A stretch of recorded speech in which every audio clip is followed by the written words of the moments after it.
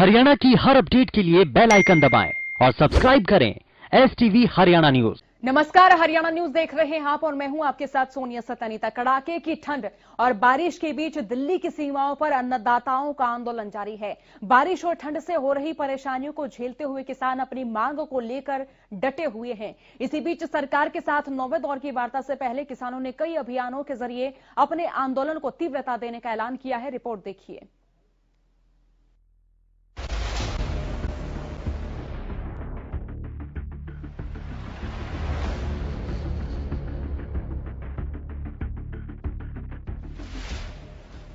केंद्र सरकार के बनाए 3 कृषि कानूनों के विरोध में 41 दिन से आंदोलन कर रहे किसान संगठन अब ट्रैक्टर मार्च की तैयारी में जुट गए हैं। केंद्र सरकार के साथ 4 जनवरी की वार्ता बेनतीजा रहने के एक दिन बाद किसानों ने कहा कि वे 7 जनवरी को ट्रैक्टर रैली निकालेंगे। किसानों ने ये भी कहा कि अगर उनकी मांगे नहीं मानी जाती हैं तो वे 26 जनवरी को गणतंत्र दिवस के मौके पर दिल्ली में ट्रैक्टर परेड निकालेंगे, जिसकी तैयारी भी शुरू हो गई है।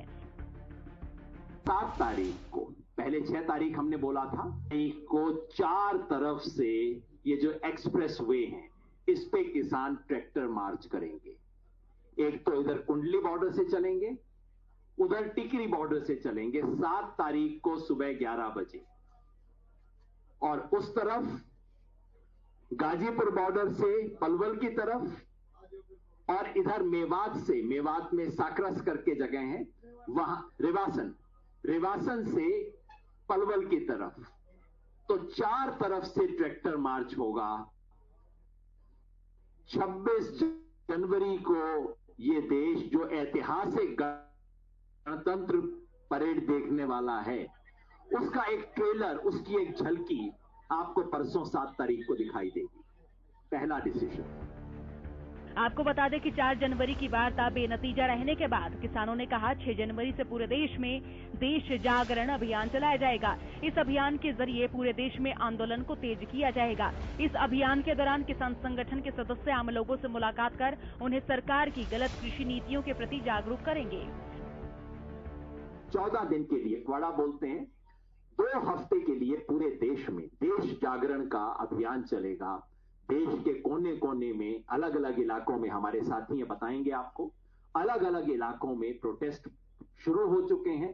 ये सब प्रोटेस्ट गहरे किए जाएंगे ताकि ये जो बात है कि ये सिर्फ पंजाब का है, सिर्फ पंजाब हरियाणा का है, इस झूठ का पर्दाफाश किया जा सके। इतना ही नहीं, 7 जनवरी को किसान दिल्ली की 4 सीमाओं पर ट्रैक्टर मार्च निकालेंगे, जो 26 जनवरी को होने वाले ट्रैक्टर मार्च का ट्रेलर होगा। तयशुदा कार्यक्रम के तहत 7 जनवरी को किसान संगठन दिल्ली की ईस्टर्न और वेस्टर्न पेरिफेरल रोड पर ट्रैक्टर मार्च करेंगे। जैसा मैंने कहा, देश ये छोटा सा ट्रेलर देखेगा कि 26 तारीख को कैसी शानदार ट्रैक्टर परेड होगी। रिहर्सल है ये, आप एक समझ लीजिए, फुल ड्रेस रिहर्सल होती है ना रिपब्लिक डे परेड की 23 तारीख को, तो ये हमारी अभी तो छोटी सी रिहर्सल है, आप देखिए। 4 जनवरी को सरकार और किसानों के बीच हुई बेनतीजा बैठक के बाद अब सबकी नजरें 8 जनवरी को होने वाली 9वें दौर की बैठक पर टिकी हुई हैं। लेकिन किसान अपने पुराने रुख पर कायम हैं। किसान नेताओं का कहना है कि अब होने वाली बैठक में सरकार नए कृषि कानूनों को रद्द करने के मकसद से आए, क्योंकि किसान अब किसी भी तरह के समझौते के लिए तैयार नहीं है। सरकार क्या सोचती है कि किसानों को समझा लो और मान जाए, किसान वैसे ही चला जाएगा। ठीक है, ये वार्ता तो अगर 16 बार भी होगी तो किसानों की एक डिमांड रहेगी कि बिल वापसी हो, MSP पे कानून बने, स्वामीनाथन कमेटी की रिपोर्ट को लागू करो। कितनी बार ये वार्ता कर लो और कितने ही दिन बाद तक कर लो, ना हमारे इशू चेंज होंगे, ना मुद्दे चेंज होंगे, हमारे मुद्दे भी वही रहेंगे, हमारा आंदोलन भी वही रहेगा। अब देखना होगा कि किसानों के कड़े रुख के बीच 8 जनवरी को होने वाली 9वें दौर की वार्ता में सरकार किसानों को कैसे रिझाती है, जिससे कि देश का पेट भरने वाला अन्नदाता अपने खेतों पर लौट जाए। Bureau report, Haryana news.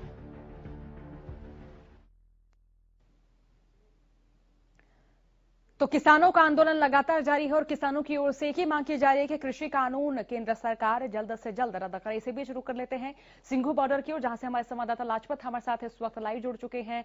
Lajpat, जो अगले दौर की वार्ता होनी है उसको लेकर किसानों की ओर से क्या क्या प्रतिक्रियाएं सामने आ रही हो, यहाँ क्या जानकारी मिल पा रही है, साझा करें।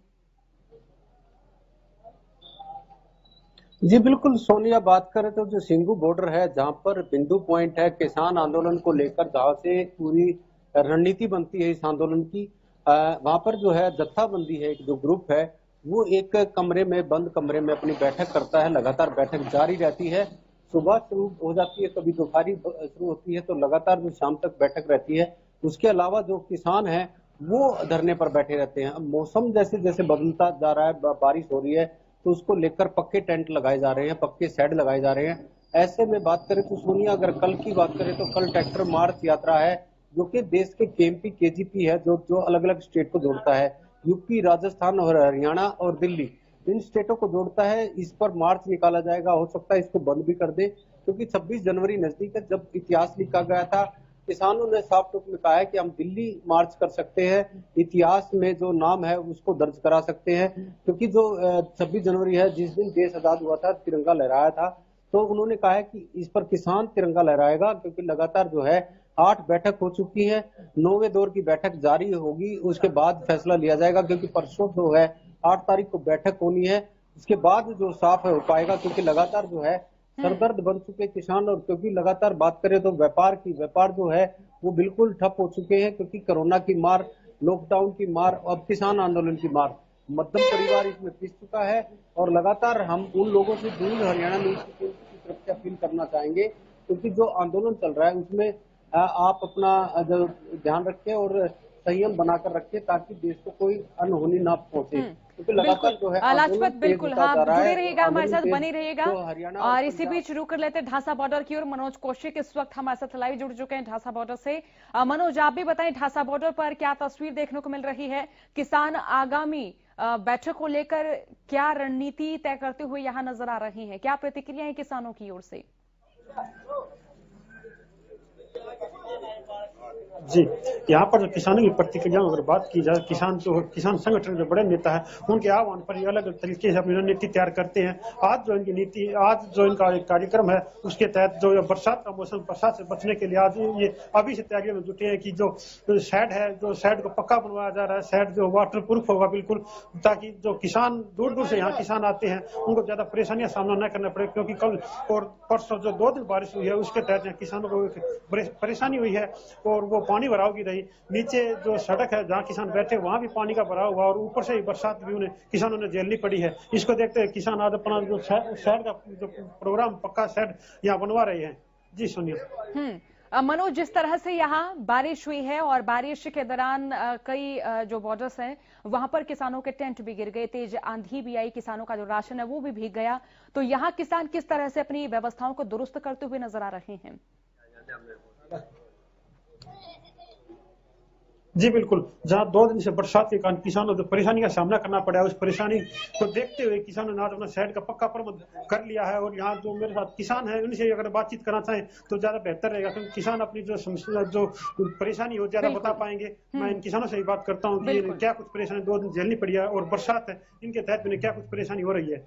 जी, बरसात 2 दिन से जारी है, आमने पर से कोई परेशानी नहीं है। वो लगना गेहूं हम ठल्लियों और जो आदमी है ज्यादा होंगे, और हमने अपना टेंट बढ़ा दिया है और खाने पीने प्रबंधी के नाम इस पर भी टेंट का हिसाब किताब कर दिया। कोई दिक्कत नहीं है, आड़े डटे रहेंगे।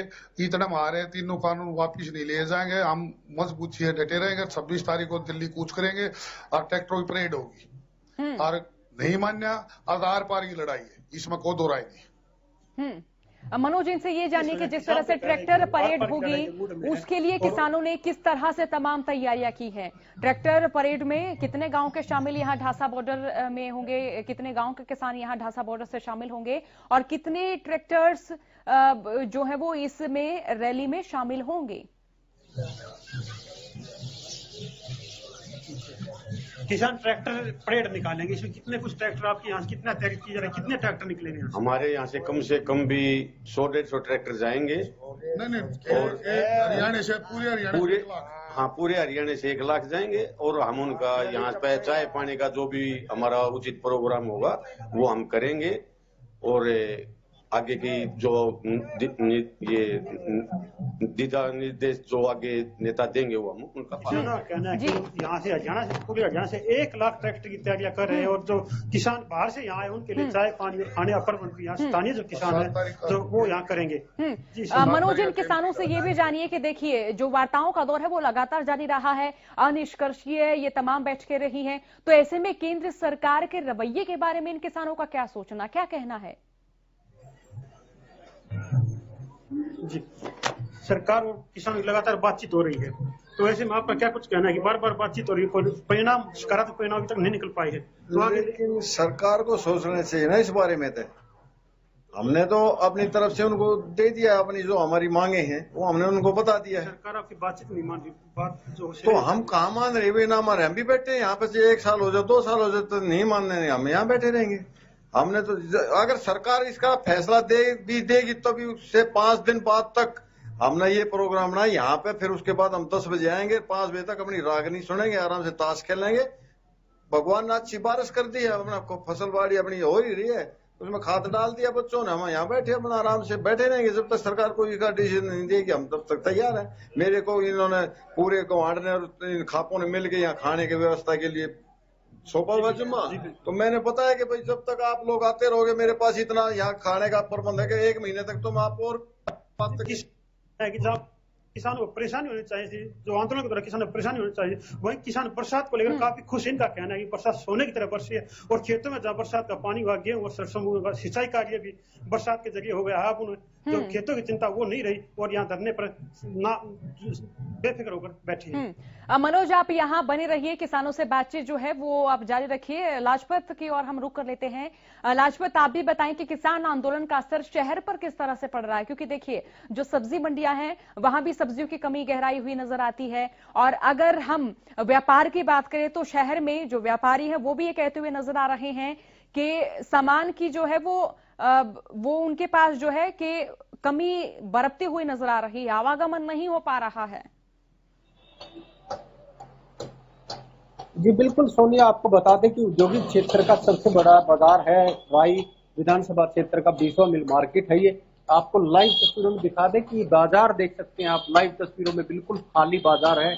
आपको दुकान पे कोई भी कस्टमर दिखाई नहीं देगा, इतना दुक्का जो लोग हैं वो जरूर दिखाई देंगे। आपको बाजार की लाइव तस्वीरें दिखा दें, बाजार बिल्कुल खाली है। बाजार खाली होने की वजह काफी है।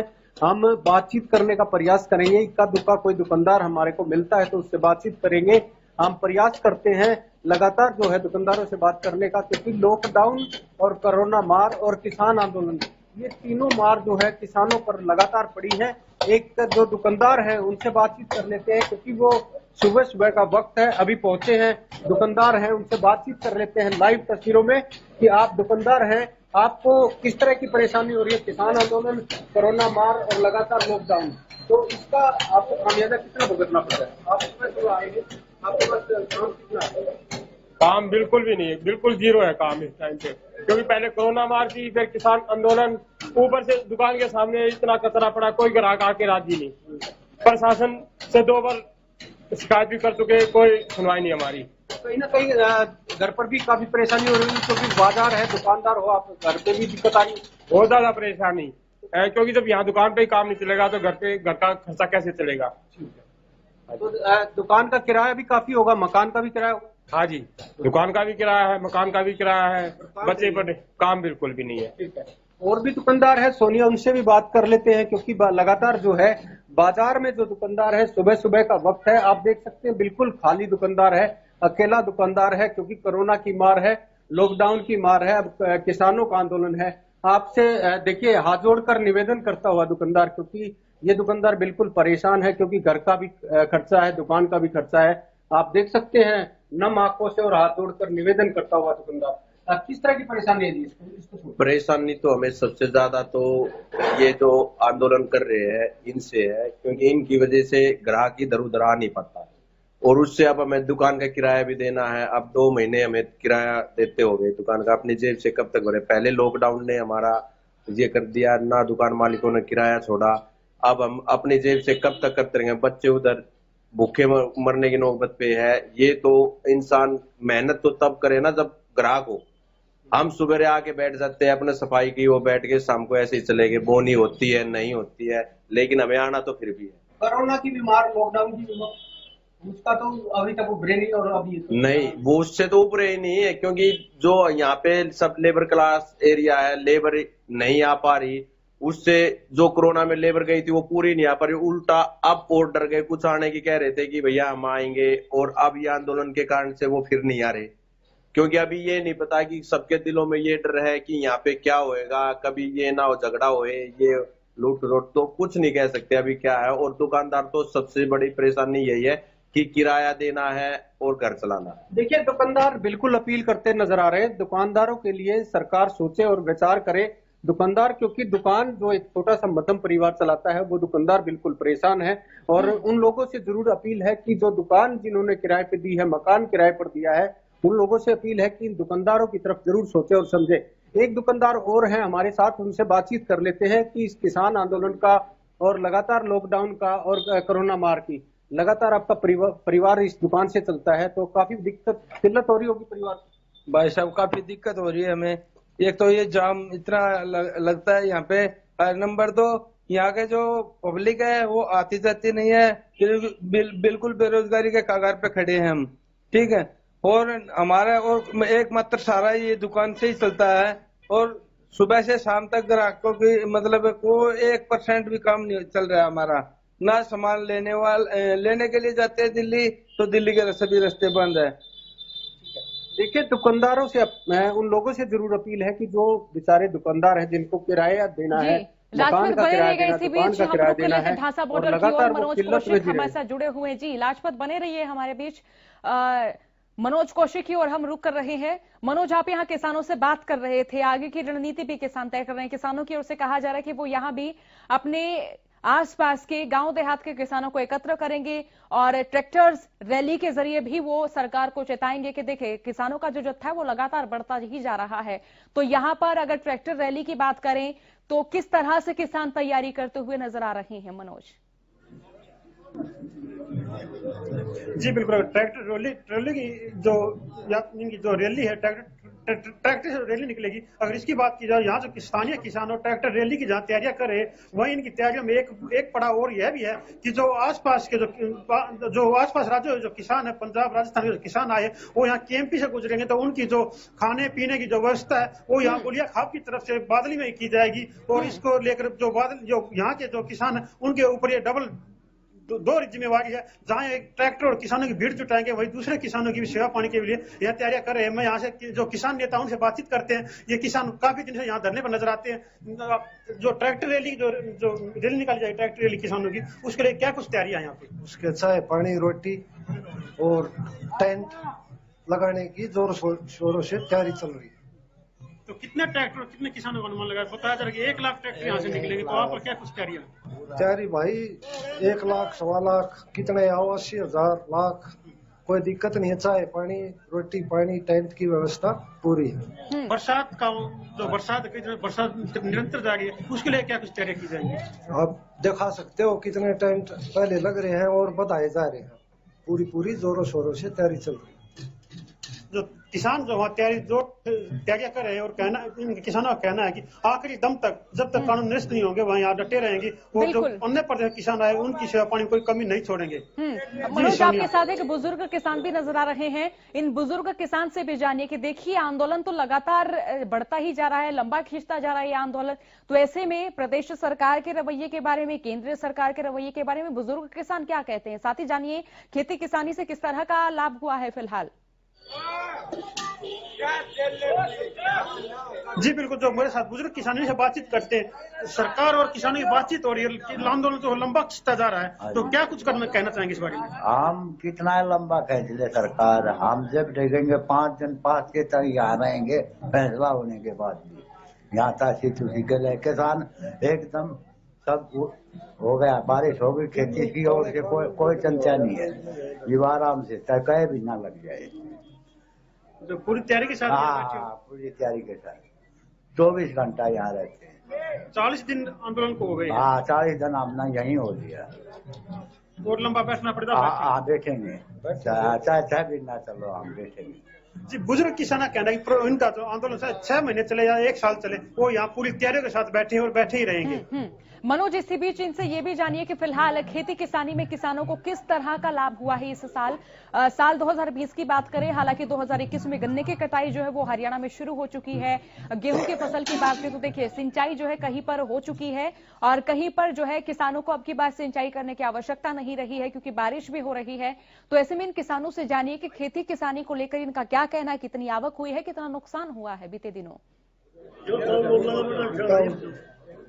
जी बिल्कुल, बरसात हो गई, खेती किसानी को लेकर क्या कुछ कहना है? बरसात में खेतों में काम चल रहा है। बरसात तो बहुत अच्छी अमृत वर्षा से और पक्ष और पक्ष किसान द्रोह है, देश द्रोह तो नहीं है, मोदी भी नहीं देश द्रोही मगर किसान द्रोही है।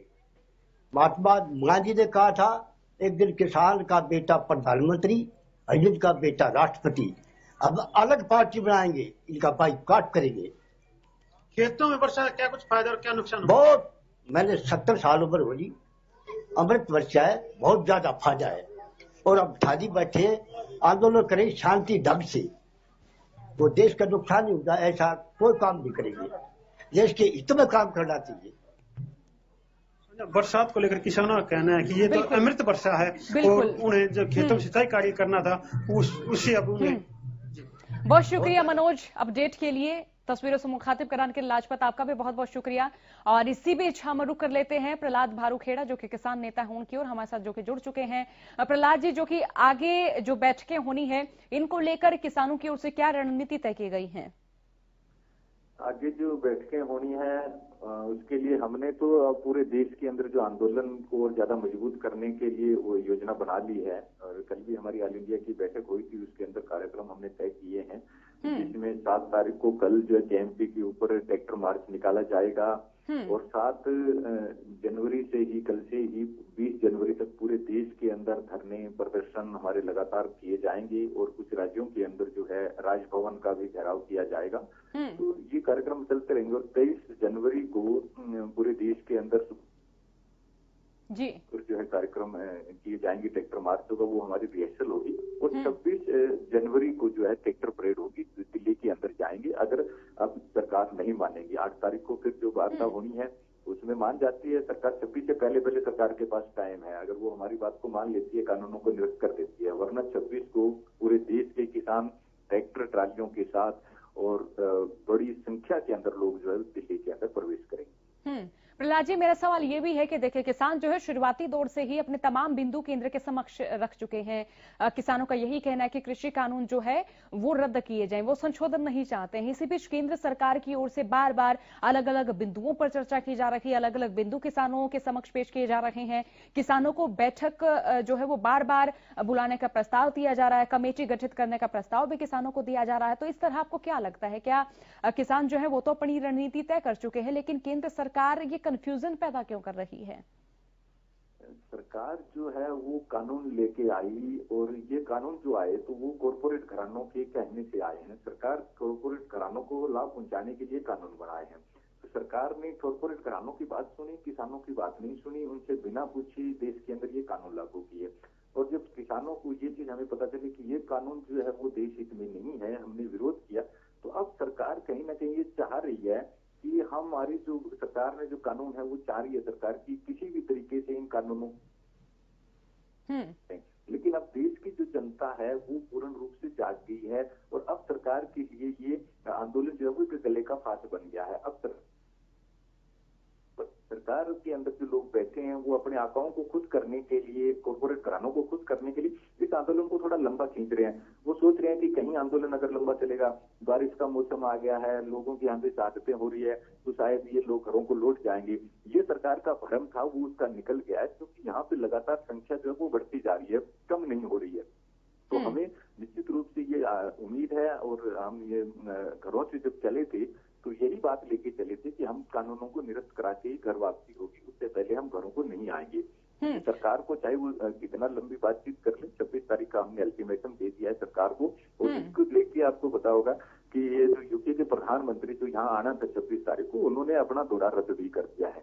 तो पूरी दुनिया के अंदर आज इस सरकार की थू-थू हो रही है और ये सरकार को कानून निरस्त करने ही पड़ेंगे, इसके अलावा सरकार के पास कोई चारा नहीं बचा। बहुत शुक्रिया प्रहलाद जी हमारे साथ जुड़ने के लिए। तो किसानों का आंदोलन